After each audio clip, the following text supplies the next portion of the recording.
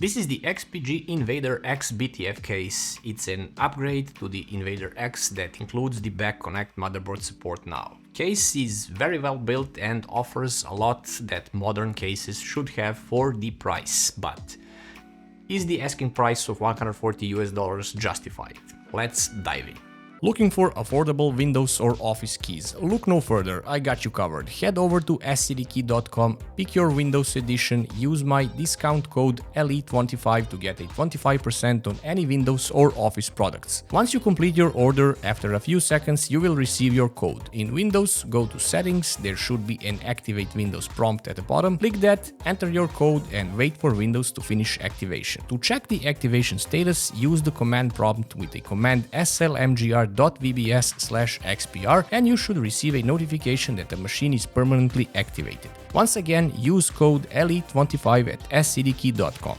The case follows the familiar trend of fish tank cases, the fish tank look, which means glass in the front and glass on the side without the column or the bar in the middle for the more seamless visual appeal.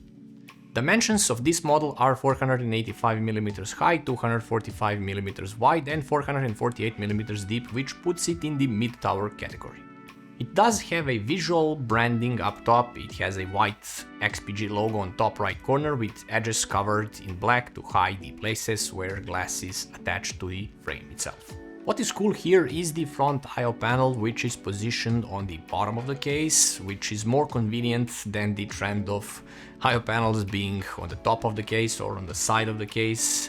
So if you are putting this case on the desk like you should, this is extremely well thought out then. And if you are putting it on the floor, that is the unholy way. The I/O panel includes a power button, which is shaped like a play button. It has a reset button, two USB 3.0 ports, one single microphone headphone combo jack and one USB-C port, literally everything a modern case should have. Once again, a very cool looking I/O panel with some angled shapes here and there. And here is a strange thing: to remove the side panel and gain access to the interior of the case, you need to remove the top panel first, which is held by two thumb screws at the back. Then you need to remove two thumb screws on the side panel itself and then lift the panel up so it will unlatch from the frame.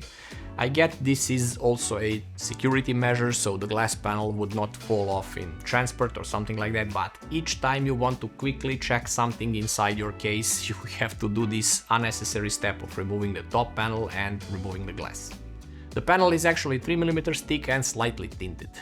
You can also remove the front glass piece. You just need to remove two screws, which can be seen once you remove the rear panel, and the panel will just pop out if you remove those screws. Technically, this is not needed when you are building your PC, since it will impose a rigidity issue and the frame will start to flex just a little. So just leave it there as it keeps the case in place. The interior is actually very well thought of. Of course, back connect motherboard support is the main feature here, but you can also use any other motherboard here: ITX, Micro ATX, ATX, classic ATX, and back connect motherboard ATX size, of course. In terms of CPU clearance, you are limited up to 175mm. For the GPU, you are limited up to 400, but if you decide to install side AIO, this is actually shrink to 270mm. Cable cutouts are present all around the motherboard area and actually on the side of the motherboard tray, unfortunately without rubber grommets.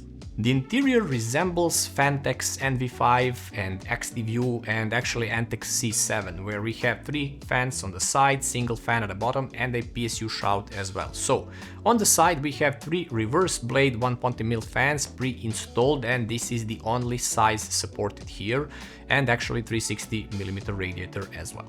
There is a little bit of wiggle room up or down if needed, and at the rear there is only one 120mm ARGB fan with rails for easy movement up or down as well, but you can also mount 140mm fan here if you want to.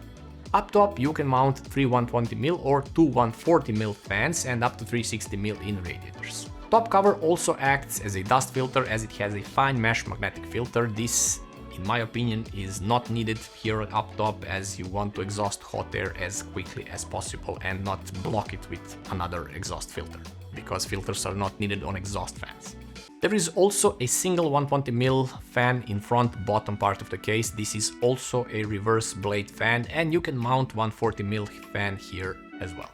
This case also has two 120mm fan spaces on the PSU shroud itself, which is a welcome thing, and it also has, the PSU shroud also has cable cutouts for GPU, which most of the manufacturers seem to be forgetting and neglecting lately. Speaking of GPU placement here, it also comes with a vertical PCI bracket, which can be easily swapped with a regular one or vice versa.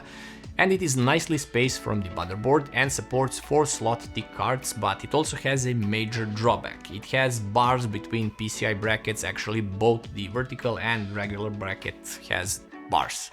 This can be an issue on some GPUs since it can block ports. Nothing a little Dremel tool can fix. Oh yeah, a PCI riser is also a separate purchase item, just keep that in mind.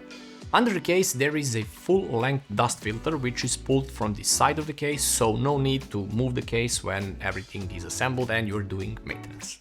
Looking at the case from the rear side, you can see that both 120 and 140mm fans can be moved up or down if needed. And here you can also see the removable PCI bracket and that the PSU is installed from the back of the case using the included bracket.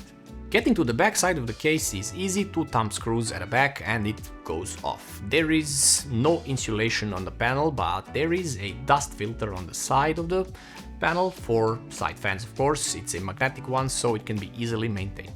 The unusual thing here at the back is this removable bracket that spans across the case. This has two purposes. One is to keep the cables in check and to house 3 storage drives, either 3 3.5 or 3 2.5 inch drives.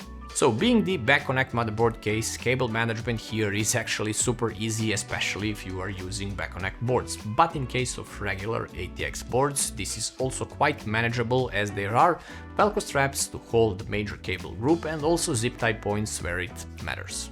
Maximum PSU length that can be used in the bottom is up to 240mm, so pretty much anything can fit here. At the very bottom of the case you can see 4 rubber anti-slip feet. Cables for the front I/O panel are nicely hidden with this cable tray thingy, and of course there is a full-length dust filter.